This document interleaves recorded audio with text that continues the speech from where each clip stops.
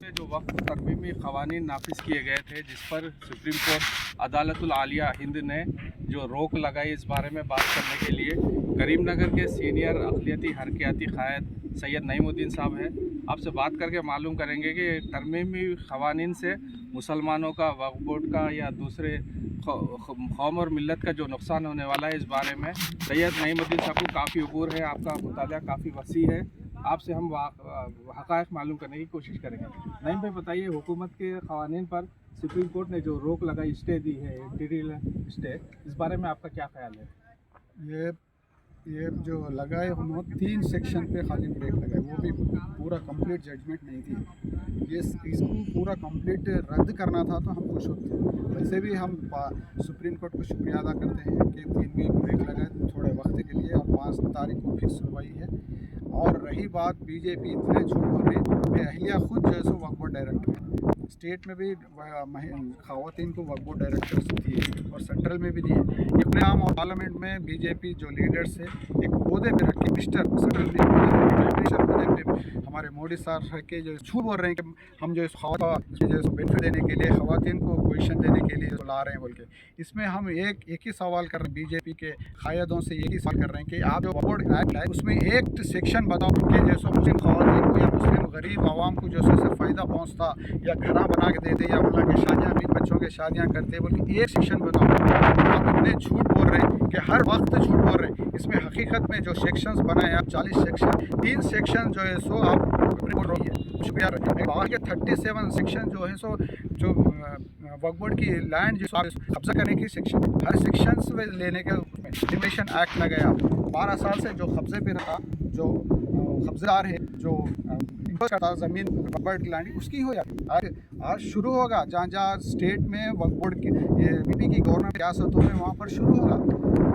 मैं एक ही बात बोल रहा हूँ, ताहे दिल से बोल रहा हूँ, 1 इंच से अगर ज़मीन वक्फ बोर्ड की खाली नहीं रहेगी, अगर 5 साल में अगर इसी तरह चला, ये कानून को अगर नहीं रोक दिए, रद्द नहीं करे, कैंसल नहीं करे, तो सही बोल रहा हूँ 1 इंच वक्फ बोर्ड की ज़मीन नहीं रहती। हालांकि ये वक्फ बोर्ड की ज़मीन हमारे पूर्वजों ने दी, हमारे बेहतरी के लिए, गरीबों के लिए, जैसो 1000 सालों से चलते आ रहा, जो संभाल के रखे 1000 से, जो हम ज़मीनों को आज तुम 1 महीने में, 2 महीने में, 1 साल में जैसो पूरा खींच ले रहे हैं। एक दान दे, मतलब बुरा मत मानना, मगर एक गरीब को हम जो गरीब को दान देते हैं, जो उसको डोनेट करते हैं, उसके नज़र पे आज तक कोई हुकूमत, भारत हिंदुस्तान की हुकूमत ऐसे हरकत नहीं करती। जितनी इस हरकत जो कर रही मरकज़ी हुकूमत, वो शर्मनाक है, क्योंकि आज अपोजिशन पार्टियां सब इसको अपोजिट कर रहे हैं, ये गलत कर रहे हैं बोल के। आप अनकॉन्स्टिट्यूशन बिल है, एक्ट अनकॉन्स्टिट्यूशन।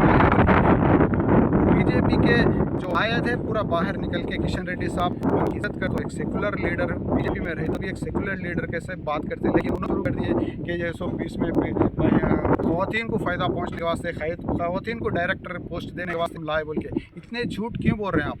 हकीकत बताओ, आप जो पेपर में, जो बिल में है, वो के सुनाओ। आप ये बताना चाहिए आप हकीकत में कि जिस वोट बिना खींच के वास्ते हम बिल लेके आए और उनके मजहबी हकों को छीनने के वास्ते लेके आए, और हम जो ये बर्बाद करने के वास्ते वक्फ बोर्ड के ज़मीन बोल के आप कानून वैसा बोलो आप, लेकिन आप आवाम को धोखे में रख रहे, मुस्लिम आवाम को हो या गैर मुस्लिम आवाम को धोखे रख रहे आप। हम कुछ सवाल करें तो आप तकलीफ हो रही है, सुप्रीम कोर्ट खुद पूछिए आप, क्योंकि आपके मजहब इदारों में क्या गैर मुस्लिमों को रखे, क्या लोग रखे? फिर मुस्लिम के इदारों में तुम गैर मुस्लिम को कैसा रख सकते हैं? सुप्रीम कोर्ट खुद पूछिए। आपको शर्म नहीं आ रही? आप बीजेपी कायदों को सुप्रीम कोर्ट खुद पूछिए, इसलिए ब्रेक लगाई वो 3 कानूनों को। और 5 साल प्रैक्टिस मुस्लिम रहे तो वक्त कर सकते। कितनी शर्मनाक बात है। ये कोई कानून है क्या? इंटरनेशनल में भी ऐसी कानून है। शर्मनाक बात है, क्योंकि दान करने से पहले एक मुस्लिम हिंदू देख कोई करते क्या? हिंदुस्तान हमारा देश जो आज़ाद देश है, और जो हर किस्म के, हर मजहब के लोग यहाँ पर हैं।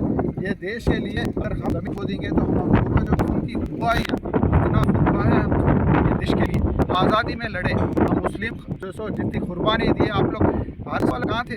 RSS ब्रिटिश के तलवे चाटते हुए उल्ला के एजेंट कैसा काम करे और ख़त्म करने के प्लान ना करे, लोग साथ मिल के मनसूबे तैयार है। बीजेपी तो पार्टी थी नहीं जब हम अम्बेडकर साहब खुद बोले, मुसलमान जो हिंदुस्तान में रहने की वजह से ही हिंदुस्तान मजबूत बनता है। जो संविधान बनाए, जो कॉन्स्टिट्यूशन बनाए, कुरान पे अम्बेडकर साहब के कुरान, वैसे शख्स या हिंदुस्तान जब तक मुसलमान रहेगा तो हिंदुस्तान सेफ रहेगा, ये समझने की कोशिश करना।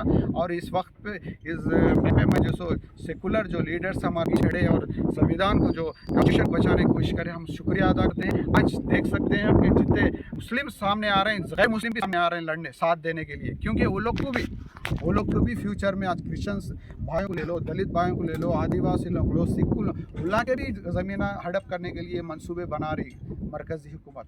आज हम लोग की ज़रूरत है। ये भारत देश में जो सो हमारे खून में है, लड़ाई जो है सो नाइंसाफ़ी के ख़िलाफ़ लड़ने का जो है सो जज्बा हमारे खून में है। आप समझने की कोशिश करें। अभी भी ये हम डिमांड कर रहे हैं कि जो आप जो कानून लाए आप वापस करें। हमारे उलमा जो रहते इंडिया पर्सनल लॉ बोर्ड, हम उनके हिदायत पे जो हमारा कॉन्स्टिट्यूशन जो हक, हम उस हक के दौर पे लड़ेंगे। हमारा जो आवाज़ जाके बीजेपी जो कर रही, जो मंसूबे बना रही, वो सब बताएंगे आवाम को, और जो सो इसके ख़िलाफ़ ज़रूर लड़ेंगे। शुक्रिया।